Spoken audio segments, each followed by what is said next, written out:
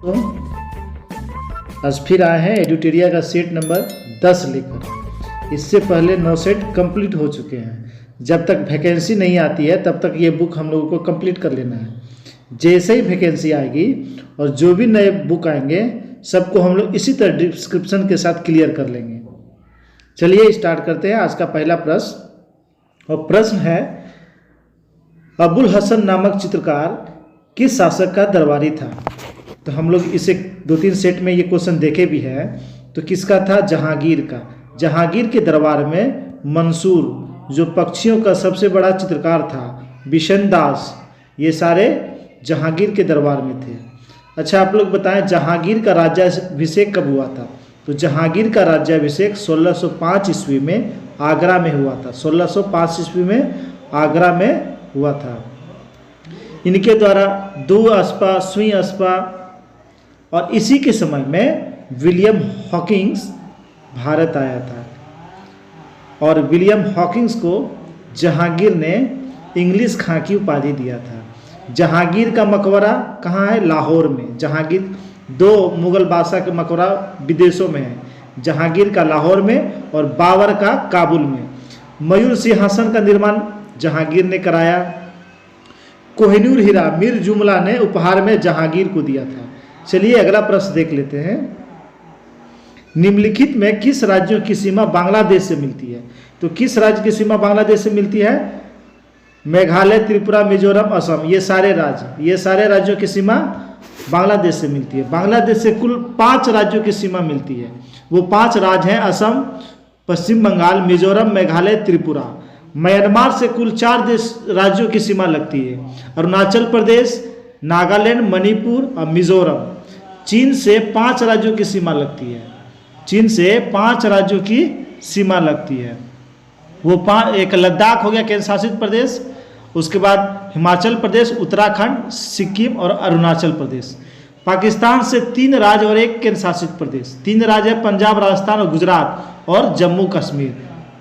चलिए, अच्छा, सबसे लंबी सीमा साझा भारत किस देश से करता है? तो बांग्लादेश से 4996 किलोमीटर। सबसे कम अफगानिस्तान से 106 किलोमीटर। अगला प्रश्न देखते हैं। प्रश्न है, पश्चिमी घाट की निम्नांकित पहाड़ियों का उत्तर से दक्षिण सही क्रम है। तो सही क्रम इसका क्या है? तो नीलगिरी, अन्नामलाई और इलायची। नीलगिरी, अन्नामलाई और इलायची। अच्छा, आप लोग बताएं दक्षिण भारत की सबसे ऊंची चोटी का क्या नाम है? अनाईमुदी। क्या नाम है? अनाईमुदी। अनाईमुदी, जिसकी ऊंचाई है 2695 मीटर। 2695 मीटर। नीलगिरी का सबसे ऊंची चोटी डोडा बेटा। क्या? डोडा बेटा, जिसकी ऊंचाई है 2637 मीटर। 2637 मीटर। आगे देखते हैं। भगवान महावीर वन्यजीव अभ्यारण्य किस राज्य में है? भगवान महावीर वन्यजीव अभ्यारण्य किस राज्य में? गोवा में। किस राज्य में है? गोवा में। अच्छा, गोवा में और कौन से? तो गोवा में है डॉक्टर सलीम अली पक्षी विहार। डॉक्टर सलीम अली पक्षी विहार और मोलेलम राष्ट्रीय उद्यान और दाबोली अंतर्राष्ट्रीय हवाई अड्डा, ये भी गोवा में है। आगे देख लेते हैं। वर्षा जल का पीएच मान कितना होने पर उसे अम्ल वर्षा की संज्ञा देते हैं? तो कितना होने पर? 5.5 या उससे कम जैसे होगा उसे अम्ल वर्षा के नाम से हम लोग जानते हैं। अच्छा, आप लोग बताएं पीएच मान का खोज किसने किया? सोरेनसन ने। किसने? सोरेनसन ने। ये 2-3 बार हम लोग देखें, आज फिर रिपीट कर लेते हैं। समुद्री जल का पीएच मान कितना होता है? 8.4। समुद्री जल का 8.4। रक्त का 7.4। रक्त का 7.4। दूध का 6.4। मूत्र का 6। शराब का 2.8। सिरका का 2.4 और नींबू का 2.2। चलिए अगला प्रश्न देखते हैं। प्रश्न है, संविधान सभा के लिए चुनाव कब हुआ था? तो संविधान सभा के लिए चुनाव हुआ था जुलाई-अगस्त 1946 में। जुलाई में हुआ था और कुछ अगस्त में भी हुआ था। चलिए देख लेते हैं संविधान सभा का गठन कब हुआ था। तो संविधान सभा का गठन हुआ था 6 दिसंबर 1946। 6 दिसंबर 1946। पहली बैठक हुई थी 9 दिसंबर को। 9 दिसंबर को पहली बैठक जो सच्चिदानंद सिन्हा इसके अस्थायी अध्यक्ष थे 11 दिसंबर को जो दूसरी बैठक हुई थी उसमें डॉक्टर राजेंद्र प्रसाद को स्थायी अध्यक्ष चुना गया था। संविधान सभा के लिए हुए चुनाव में 214 में से कांग्रेस ने 205 सीटें जीती थी और मुस्लिम लीग ने 78 में से 72 सीटें जीती थी। 73 सीटें, 72 नहीं 73 सीटें जीती थी। चलिए अगला प्रश्न देखते हैं। अब प्रश्न है संविधान का वह कौन सा भाग है जिसे लागू करवाने के लिए व्यक्ति सीधे उच्चतम न्यायालय में जा सकता है? तो वो भाग है भाग 3। कौन सा भाग? भाग 3 मौलिक अधिकार। भाग 3 में क्या है? मौलिक अधिकार। भाग 4 में नीति निर्देशक तत्व। भाग 4 में नीति निर्देशक तत्व। भाग 5 में संघ। भाग 6 में राज्य। भाग 7 में पहली अनुसूची के भाग ख के राज्यों के बारे में। भाग 8 में है संघ राज्य क्षेत्र। भाग 9 में है पंचायत। 9 का ख में है नगर पालिका। भाग 10 में है अनुसूचित और अनुसूचित जनजाति क्षेत्र के बारे में। अगला प्रश्न देख लेते हैं। प्रश्न है स्वदेशी आंदोलन की शुरुआत किस अधिवेशन के बाद हुई? तो स्वदेशी आंदोलन की शुरुआत बनारस अधिवेशन के बाद हुआ था। बनारस अधिवेशन हुआ कब था? 1905 ईस्वी में। जिसकी अध्यक्षता किसने की थी? गोपाल कृष्ण गोखले ने। किसने? गोपाल कृष्ण गोखले ने। अच्छा आप लोग बताएं बंगाल विभाजन की घोषणा कब हुई? तो घोषणा हुआ था जुलाई 1905। जुलाई 1905। ये लागू कब हुआ, प्रभावी कब हुआ? तो 16 अक्टूबर 1905 से। इसी के क्रम में सबसे महत्वपूर्ण एक पत्रिका था संजीवनी पत्रिका, जिसके संपादक कौन थे? उसके संपादक थे कृष्ण कुमार मित्र। कृष्ण कुमार मित्र। अगला प्रश्न है चंपारण सत्याग्रह के प्रमुख किसान नेता थे। तो चंपारण सत्याग्रह के प्रमुख किसान नेता थे राजकुमार शुक्ल। राजकुमार शुक्ल। 1916 में लखनऊ में कांग्रेस का अधिवेशन हुआ था जिसमें गांधी जी भी उपस्थित हुए थे। उसी में राजकुमार शुक्ल की मुलाकात गांधी जी से हुई और उन्होंने चंपारण के बारे में अवगत कराया था। जो 1916 में लखनऊ में अध्यक्षता जो अधिवेशन हुआ था उसकी अध्यक्षता किसने किया था? तो अंबिका प्रसाद मजूमदार। इसी में जो है कांग्रेस नरम दल और गरम दल के बीच समझौता हुआ था। चलिए अगला प्रश्न देखते हैं। निम्नलिखित में कौन प्रत्यक्ष कर नहीं है? तो कौन प्रत्यक्ष कर नहीं है? हम लोग कौन सा कर प्रत्यक्ष नहीं देते हैं? तो सीमा कर। सीमा कर प्रत्यक्ष कर नहीं है।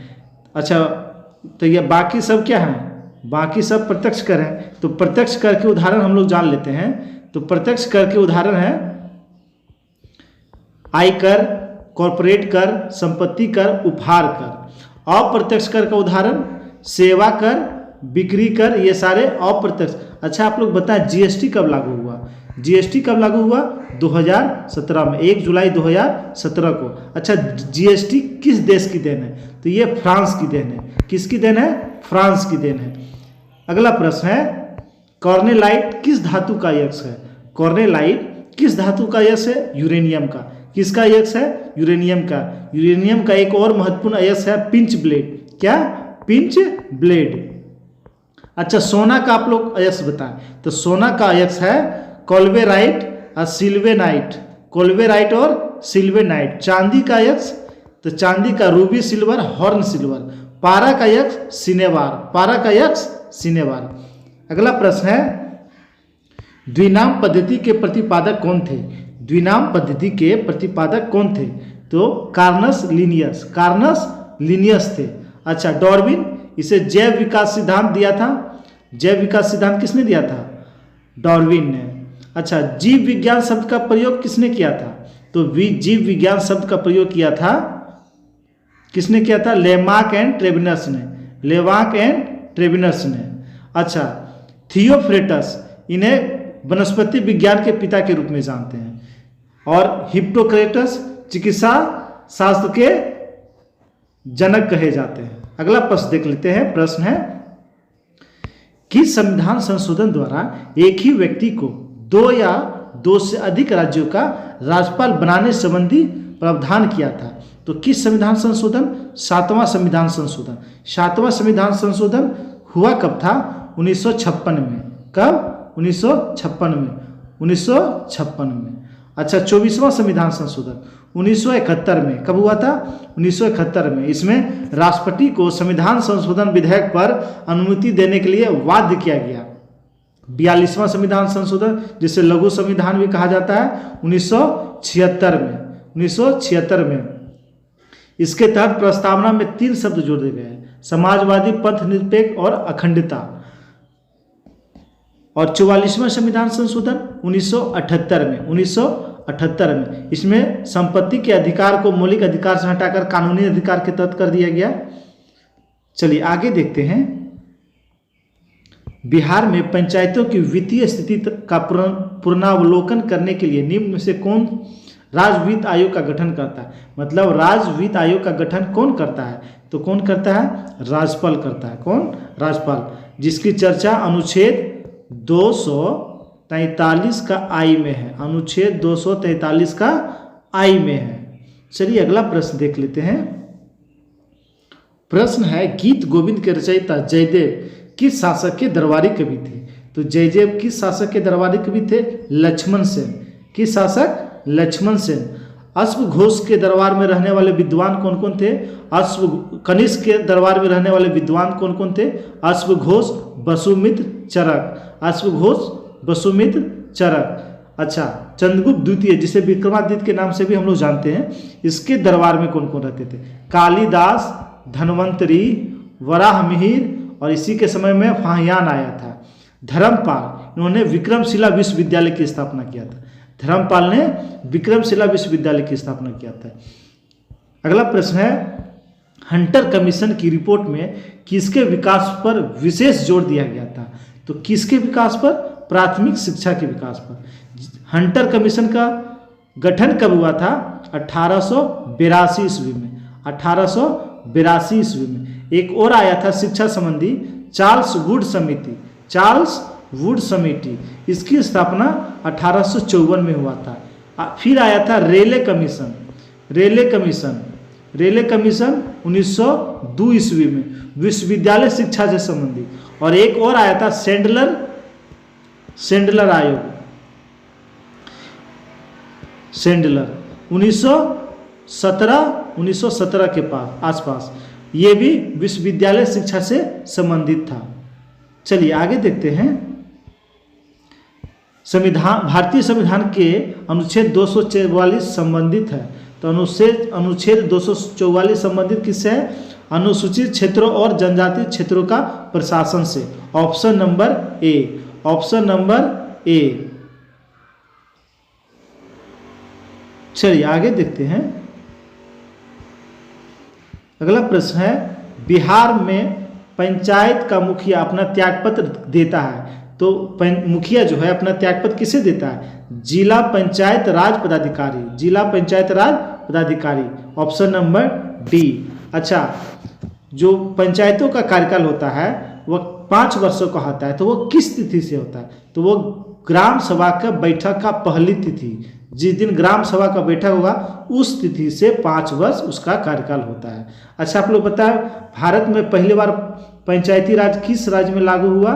तो राजस्थान के नागौर में। राजस्थान के नागौर में कब? 2 अक्टूबर 1959 में। 2 अक्टूबर 1959 में। 19 नंबर प्रश्न है, निम्नलिखित में कौन सा देश भू आवेशित देश नहीं है? तो कौन नहीं है? रूस। कौन नहीं है? रूस। चलिए देख लेते हैं हम लोग। मंगोलिया की राजधानी कहाँ है? तो उलन मंगोलिया की राजधानी उलन बातोर। अफगानिस्तान का काबुल। बुलाविया की राजधानी, 2 राजधानी, एक है ला पाज और दूसरा है सक्रे। रूस का मॉस्को। आगे देख लेते हैं। 20 नंबर प्रश्न है, किस बोध संगीति के दौरान विनय पिटक एवं सूत पिटक की रचना की गई? तो किस बोध संगीति के दौरान? तो प्रथम बोध संगीति में आनंद और उपाली के द्वारा इनका संकलन किया गया था। अच्छा, एक और है अभिधम पिटक। इसकी रचना तृतीय बोध संगीति में किया गया। किस बौद्ध संगीति में किया गया? तृतीय बौद्ध संगीति में किया गया। अच्छा आप लोग बताएं, बुद्ध की जो मूर्ति है वह किस शैली में बना हुआ है? तो बुद्ध की सर्वाधिक मूर्तियां जो है गांधार शैली में, सर्वाधिक मूर्तियां किस शैली में? गांधार शैली में। लेकिन उसकी जो प्रथम मूर्ति है वह मथुरा शैली में बनी है, प्रथम शैली मथुरा शैली में बनी हुई है। अच्छा आप लोग बताएं, बौद्ध धर्म में संघ में प्रविष्ट होने को क्या कहते हैं?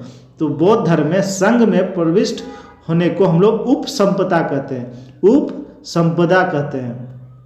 चलिए अगला प्रश्न है, 1937 के प्रांतीय चुनावों के बाद कांग्रेस के कुल कितने प्रांतों में सरकारें बनाई?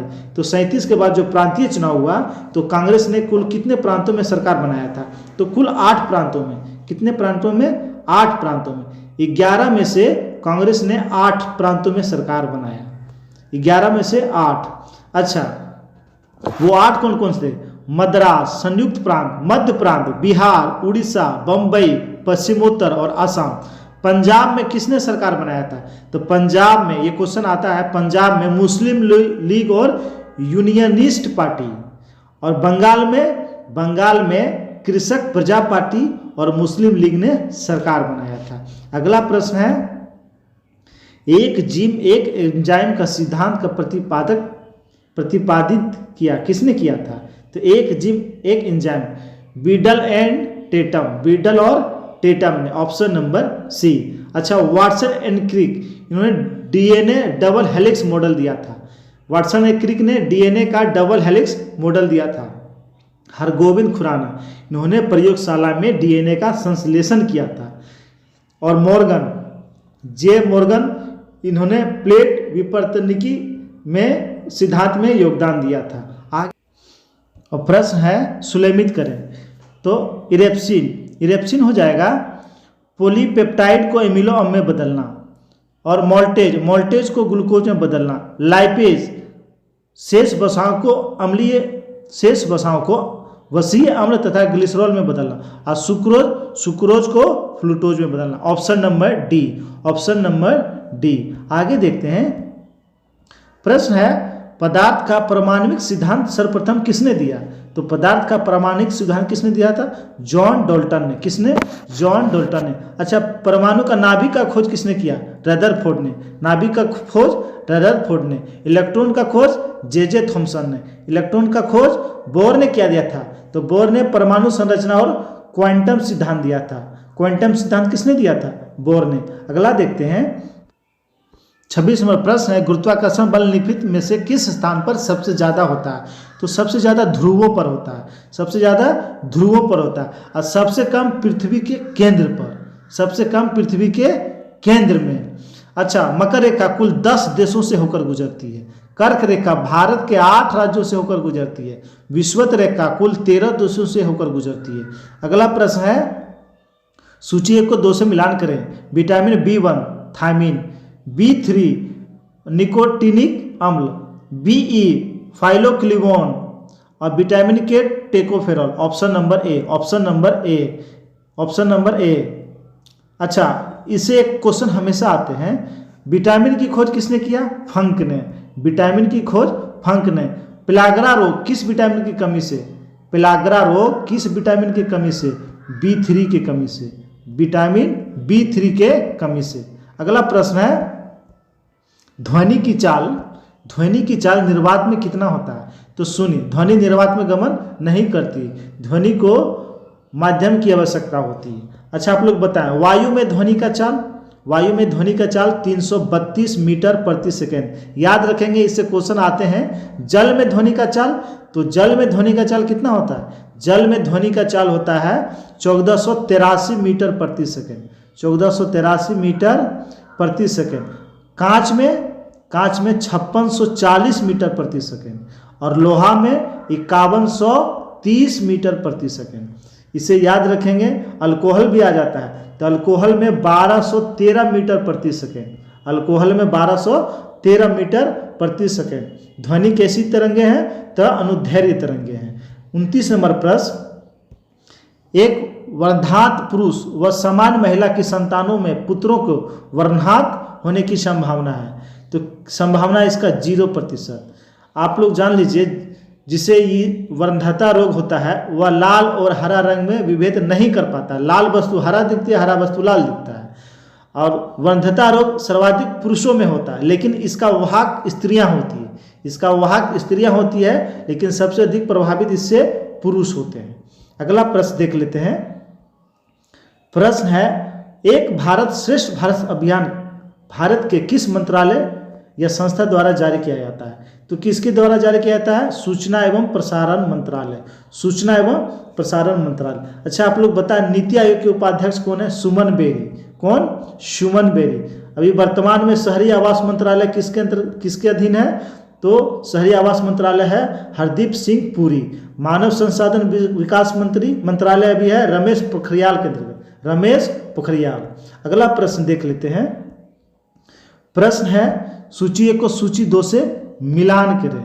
तो ये हो जाएगा उष्णकटिबंधीय one, silent valley. Silent valley. शंकु वृक्ष वन, हिमाचल प्रदेश। कच्छ वनस्पति, सुंदर वन। पतझड़ one, Rajasthan. Option number D. Option number D. 32 number. और प्रश्न है, नेपाल की सीमा को स्पर्श करने वाले बिहार के जिलों का समूह। तो ये इसका आंसर हो जाएगा ऑप्शन नंबर ए। पश्चिम चंपारण यानी बेतिया, पूर्वी चंपारण मोतिहारी, सीतामढ़ी, मधुबनी, सुपौल, अररिया, किशनगंज। चलिए आप लोग बताएं हमें कि नेपाल से भारत के कितने राज्य सीमा साझा करते हैं? तो नेपाल से सीमा साझा कितने राज्य करते हैं? आप लोग बताएं। तो नेपाल से सीमा साझा करते हैं बिहार, यूपी, वेस्ट बंगाल, सिक्किम और उत्तराखंड। और नेपाल भारत से कुल 726 किलोमीटर सीमा साझा करता है। चलिए अगला प्रश्न देखते हैं। पुखोई वन्यजीव अभ्यारण्य। पुखोई वन्यजीव अभ्यारण्य किस राज्य में है? तो किस राज्य में है? अरुणाचल प्रदेश। अरुणाचल प्रदेश का कुछ और हम लोग जान लेते हैं। नामदफा, मोलिंग, पक्केट टाइगर रिजर्व और कमलांग टाइगर रिजर्व और एगल नेस्ट वन्यजीव अभ्यारण्य, ये सारे कहाँ हैं? अरुणाचल प्रदेश में। कहाँ? अरुणाचल प्रदेश में। उसके बाद दिफू दर्रा, यांगयाप दर्रा और बोमडिला दर्रा, ये कहाँ है? ये भी अरुणाचल प्रदेश में। दिफू, यांगयाप और बोमडिला, ये अरुणाचल प्रदेश में है। अगला प्रश्न है, केंद्रीय वनस्पति अनुसंधान संस्थान। केंद्रीय वनस्पति अनुसंधान संस्थान कहाँ है? कहाँ है? लखनऊ में। कहाँ है? लखनऊ में। केंद्रीय औषधि अनुसंधान संस्थान भी लखनऊ में है। न्यू दिल्ली में भारतीय मौसम विज्ञान संस्थान। भारतीय मौसम विज्ञान संस्थान कहाँ है? न्यू दिल्ली। कोलकाता में क्या है? तो भारतीय जैविक रासायनिक संस्थान। भारतीय जैविक रासायनिक संस्थान। देहरादून में भारत पेट्रोलियम संस्थान। देहरादून में भारत पेट्रोलियम और भारतीय सर्वेक्षण संस्थान, ये देहरादून में है। अगला प्रश्न है, अंग्रेजों द्वारा बनाई गई भू राजस्व व्यवस्था की निम्न प्रणालियों में कौन कृषकों के लिए ज्यादा सुरक्षा प्रदान करती थी? यानी कृषकों के लिए कौन ज्यादा लाभदायक था? ऑप्शन नंबर बी, रैयतवाड़ी व्यवस्था। इसको शुरुआत किसने किया था? यानी किसका देन है? तो थॉमस मुनरो। किसका? Thomas Munro. संपूर्ण भारत पर 51% क्षेत्रों पर यह व्यवस्था लागू थी और इसका लगान था 1/2। लगान था 1/2। जमींदारी प्रतिशत पूरे भारत का 19% पर लागू था। यह सर जॉन शोर के द्वारा। और इसका लगान क्या था? तो ये अंग्रेजों को 10/11वां भाग अंग्रेज को देना था और 1/11 भाग जमींदार रखते थे। और उसके बाद बच जाता है महालबाड़ी व्यवस्था। तो महालबाड़ी व्यवस्था इसके किसकी देन है? तो हॉल्ट मैकेंजी, जो कुल 30% क्षेत्रों पर लागू था। आगे देख लेते हैं। सहायक संधि विलेजी द्वारा लाई गई निम्न में से किस राज्य के शासक इनमें शामिल नहीं थे? तो कौन सा शामिल नहीं थे? तो इसका आंसर हो जाएगा option number D. Option number D. Indore के होल्कर ने सहायक संधि स्वीकार नहीं किया था। तो हम लोग जान लेते हैं सहायक संधि स्वीकार करने वाले राज्यों के बारे में। तो कौन कौन? हैदराबाद पहला था, हैदराबाद सबसे पहले स्वीकार किया था 1798 में, हैदराबाद 1798 में, मैसूर 1799 में, तंजौर ये भी दिसंबर 1799 में, तंजौर भी 1799 में, अवध 1801, अवध 1801, उसके बाद पेशवा 1802, भोसले 1803 और सिंधिया 1804। आगे देखते हैं। अब प्रश्न है निम्न में से कौन शासक बौद्ध धर्म से संबंधित नहीं रहे? तो कौन शासक नहीं रहे? चंद प्रधोत, ऑप्शन नंबर डी, चंद प्रधोत। अच्छा, जैन धर्म मानने वाले कुछ शासक जान लीजिए, उदायीन, चंद्रगुप्त मौर्य, खारवेल, अमोघ वर्ष और चंदेल शासक, ये सारे जैन धर्म के अनुयायी थे। अगला प्रश्न देख लेते हैं। निम्न में से कौन लोहा का अयस्क नहीं है? तो कौन लोहा का अयस्क नहीं है? तो इसका आंसर हो जाएगा डी नंबर, मेकेलाइट, डी नंबर मेकेलाइट। अच्छा, आप लोग बताएं सोडियम का अयस्क बताएं। चिली सॉल्टपीटर और borax, Chile saltpetre borax. Aluminium का बॉक्साइड, करंडम और क्रायोलाइट। और पोटेशियम का नाइट्रेट और कार्नेलाइट। अगला प्रश्न देखते हैं, 39 नंबर प्रश्न, और प्रश्न है किस राजवंश ने सर्वाधिक सोने के सिक्के चलाए? किस राजवंश ने सर्वाधिक सोने के सिक्के चलाए? गुप्त ने सर्वाधिक। अच्छा, शुद्ध सोने के सिक्के किसने चलाए? तो कुषाण ने। शुद्ध सोने के सिक्के किसने चलाए? कुषाण ने। और सबसे पहले सोने के सिक्के किसने चलाए? इंडो ग्रीक ने। किसने? इंडो ग्रीक ने।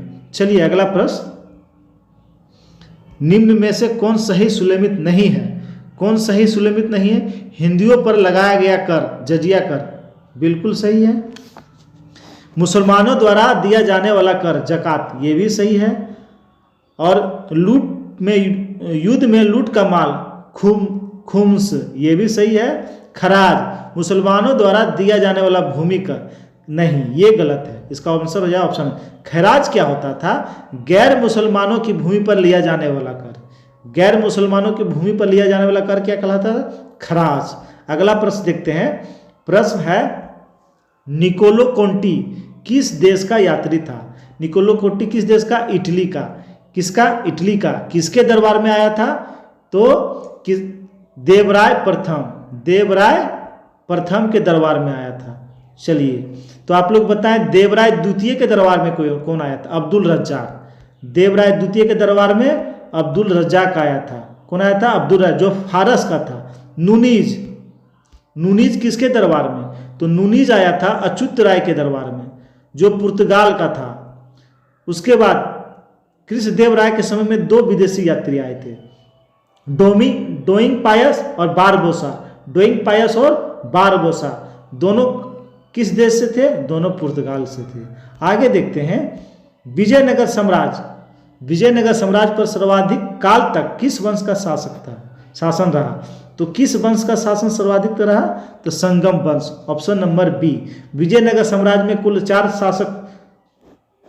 4 वंश हुए, तो हम लोग जान लेते हैं शुरू से। सबसे पहले संगम वंश, जिसकी स्थापना हरिहर एंड बुक्का ने किया, हरिहर बुक्का नामक 2 भाइयों ने किया। उसके बाद सालू वंश, जिसकी स्थापना नरसिंह सालूब ने किया। उसके बाद तुलु वंश, जिसकी स्थापना वीर नरसिंह ने किया। तुलु वंश के ही शासक थे कृष्णदेव राय। और वीडो वंश, जिसकी स्थापना आलिया राम राय ने किया था। अगला प्रश्न है, निम्न में से कौन लोहा का अयस्क नहीं है? तो लोहा का अयस्क कौन नहीं है? देख लेते हैं। तो मेकेलाइट। कौन नहीं है? मेकेलाइट लोहा का अयस्क नहीं है।